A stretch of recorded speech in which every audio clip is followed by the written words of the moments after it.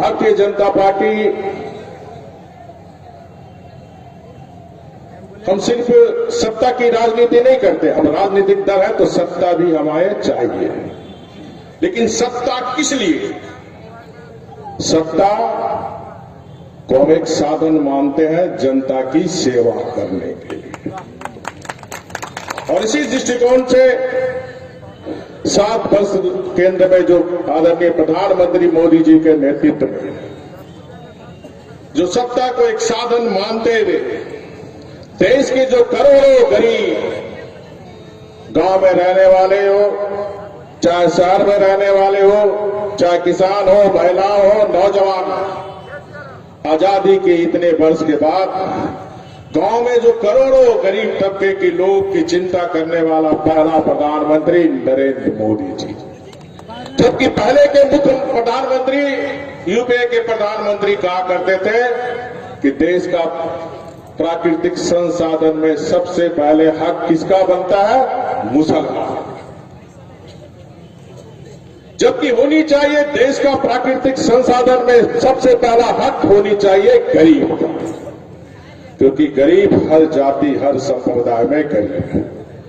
ऐसी सोच के रहने वाले ये जो गठबंधन दल जो झारखंड में, इनकी भी सोच वही है। वोट बैंक की राजनीति, तुष्टीकरण की राजनीति के कारण ये 16 महीने में इन्होंने जितने वादे किए थे, जितने झूठे सपने दिखाए थे, एक भी झूठे सपने वादे इन्होंने 16 महीना होने पूरे नहीं। आज किस मुंह से माननीय मुख्यमंत्री जी, इनके दल के लोग, कांग्रेस के लोग किस मुंह से आज वोट मांगने मधुपुर की जनता के पास आया है, इसका भी जवाब ये गठबंधन की सरकार को दे। आज झारखंड की जनता अपने को ठगा महसूस कर रहा है, और कोई जब ठगता किसी आदमी को तो हम सब क्या कहते हैं कि ये ठग आदमी बोलते हैं ना। इस राज्य में जो मुख्यमंत्री है वो ठग मुख्यमंत्री है। इस राज्य में जो गठबंधन है ये ठग गठबंधन का गठजोड़ बना हुआ है।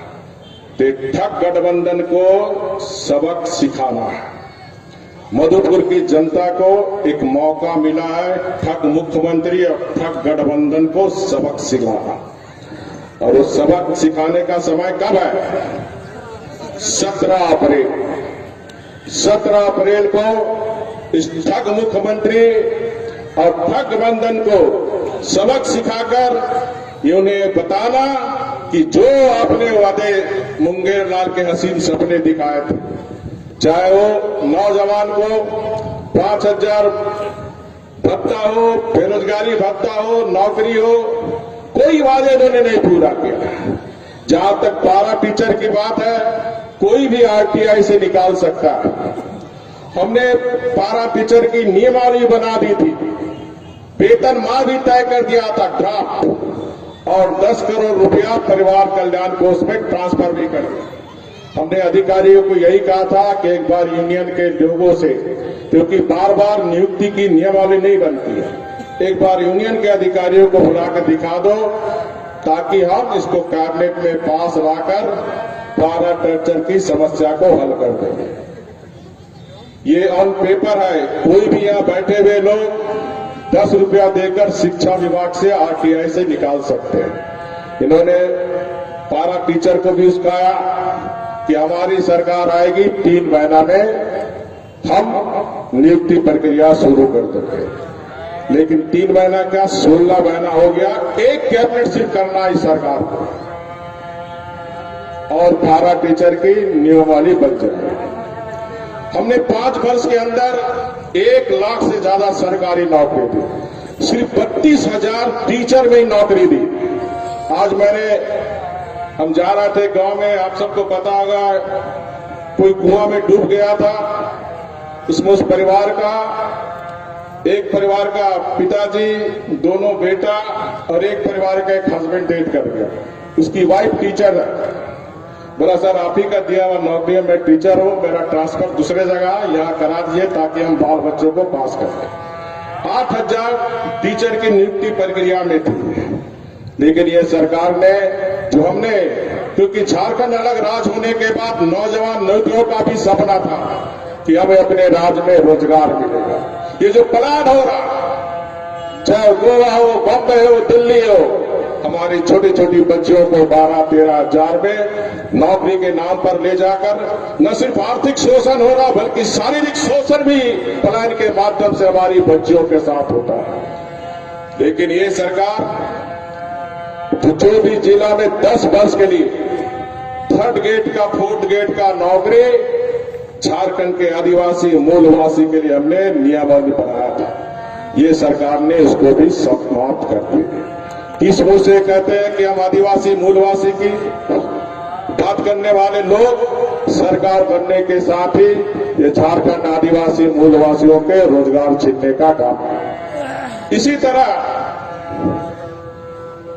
ये जो वृद्धा पेंशन, विधवा पेंशन, जहां 600 रुपया था, हमारी सरकार ने उसे 1,000 रुपया की थी। इन्होंने वादा किया था कि 2,500 रुपया हम करेंगे। बहुत तरह के वादे किए।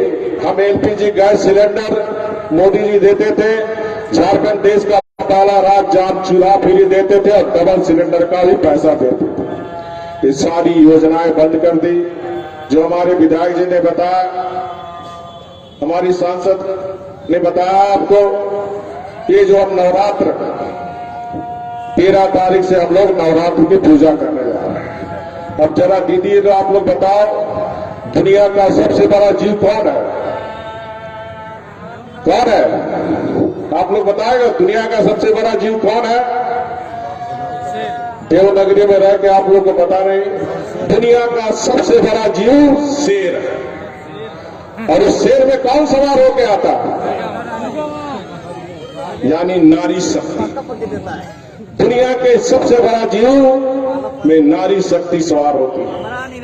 ये जो भारत में कुटुंब व्यवस्था है, ये जो परिवार की व्यवस्था, इस व्यवस्था को चलाने वाली कौन शक्ति है? नारी शक्ति। क्योंकि नारी में सहन शक्ति है, नारी में सबको ले जाने की क्षमता है। और इसीलिए दुनिया में भारत एक ऐसा देश है जहां कुटुंब व्यवस्था चलता है। दुनिया के किसी देश में कुटुंब व्यवस्था नहीं चलती। और इसके केंद्र बिंदु में कौन है? नारी शक्ति। ये नारी शक्ति जब तक आगे नहीं बढ़ेगी, न देश आगे बढ़ सकता है, ना ये राज्य आगे बढ़ सकता है। इसको ध्यान में रखकर हमारी सरकार ने नारी शक्ति को मान मिले, सम्मान मिले।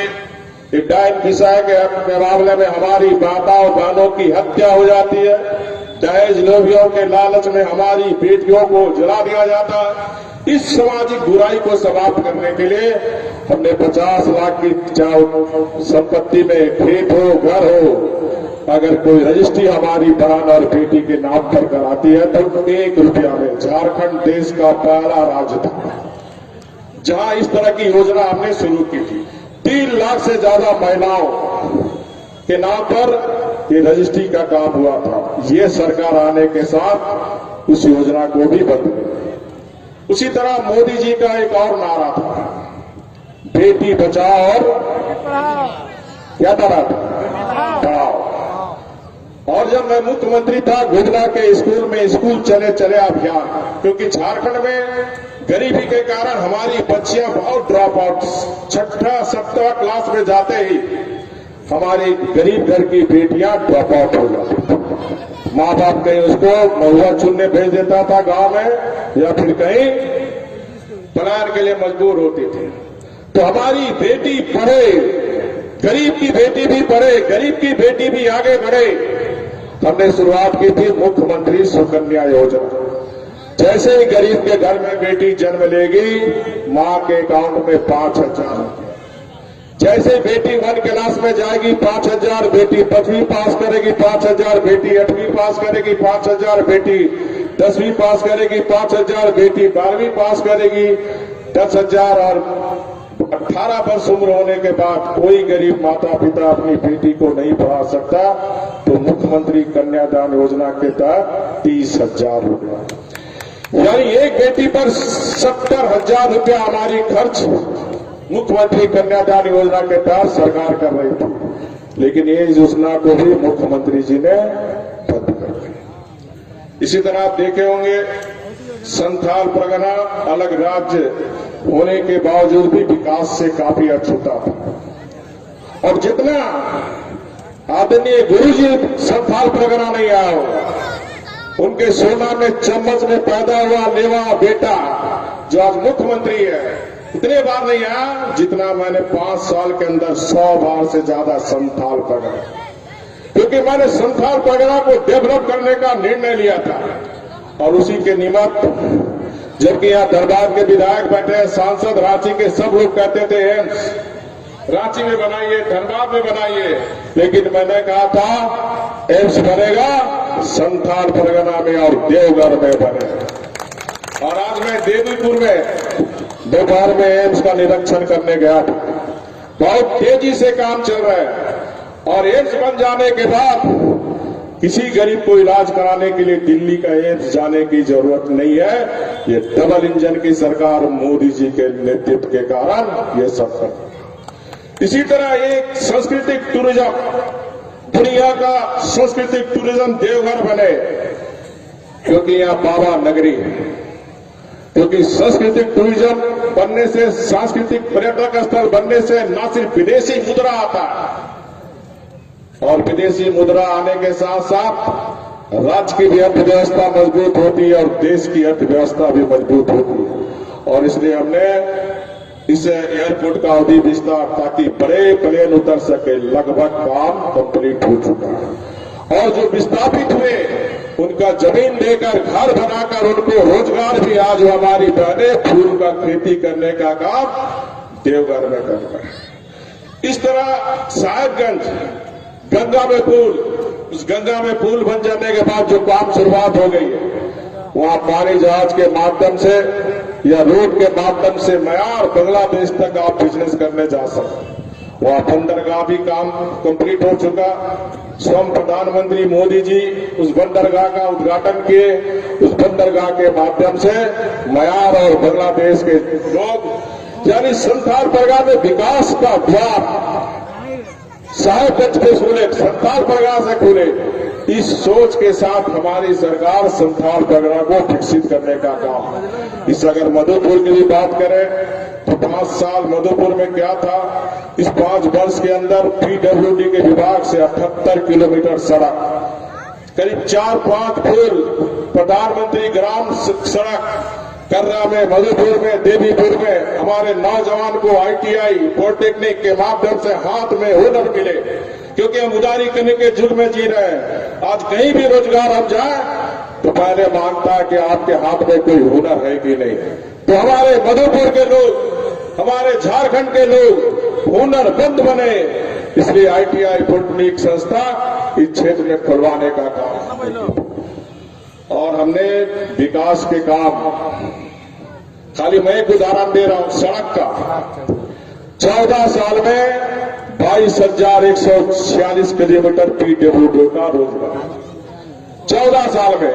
5 साल में हमारी सरकार ने 22,846 किलोमीटर, इतनी तेजी से विकास, साथ ही साथ गांव और शहर के अंतर कम हो। आप देखिए शहर में जिस तरह स्ट्रीट लाइट लगाया गया, जगह जगह मास्क लगाया गया, गांव में भी आप देखिए, गांव में भी हमारी बहना आज स्ट्रीट लाइट में गांव में भी चकाचक आज हो रहा। पानी की किल्लत भी, पानी का दर्द भी कोई समझता तो हमारी महिला, क्योंकि महिला को पानी ढो के लाना पड़ता है। हमने गांव में सोलर वाला, आप गांव में जाइए, हर गांव में सोलर वाला पानी आपको मिलेगा। उसके बाद नेक्स्ट फेज था पाइपलाइन के द्वारा हर घर में, जो प्रधानमंत्री जी का सपना है 2024 तक हर घर में जो नल तक हमारी बहन को घर में ही पानी मिले, इस दृष्टिकोण से हमारी सरकार काम कर रही थी। लेकिन कुछ नामदार लोग को, कुछ स्वार्थी लोग को, कुछ भ्रष्टाचारी लोग को 5 साल के अंदर हमारी सरकार पूरी तरह ईमानदार सरकार दिया। प्रशासन भी ईमानदार था, किसी की हिम्मत नहीं थी कि कोई 1 रुपये का घूस मांगे। 5 साल हमने एक बेदाग सरकार दी थी। भ्रष्टाचारी कमीशन खोर, ये नामदार लोग, एक कामदार मजदूर को मुख्यमंत्री देखना नहीं चाहते हैं। और तरह तरह का स्वार्थी लोग फेसबुक के माध्यम से गुमराह करने का काम किया, और आज गुमराह से हमारी जनता ये 16 महीने के काम देखकर आज गलतफहमियां से जनता आज बाहर निकल रही है और ये महसूस कर रही कि हमसे कहीं ना कहीं गलती हो गई। ये झारखंड बहुत संभावना है। झारखंड का मेरी जो योजना थी, हम दुनिया के विकसित देश के कंपटीशन में जा सकते हैं। हम गुजरात से भी आगे और 5 साल मिलता समय तो गुजरात के बराबर से ऊपर ये झारखंड जाता, हम दुनिया के विकसित राज्य से बराबरी करते। इतनी संभावनाएं है झारखंड में। यहाँ के लोग बहुत सीधे साधे हैं। कोई कारण नहीं झारखंड से गरीबी खत्म हो, कोई कारण नहीं कि झारखंड का हमारा कोई एक बच्चियां पलायन करे। और ये संभव इसलिए हुआ था क्योंकि 5 वर्ष की सरकार के लिए आपने एक मजबूत सरकार बनाई थी। आज जो सरकार चल रही है एक मजबूर सरकार चल रही है। इस सरकार का एक ही काम है, सिर्फ भ्रष्टाचार। इस सरकार में 16 महीने के अंदर 2045 बेटियों और महिलाओं का बलात्कार और हत्या हुआ। हर रोजाना 5 बच्चियों और महिलाओं का हत्या और बलात्कार होगा। खुद मुख्यमंत्री के विधानसभा क्षेत्र में 5वीं क्लास में बच्ची पढ़ के ट्यूशन आ रही थी, उसकी बलात्कार करके हत्या हुई।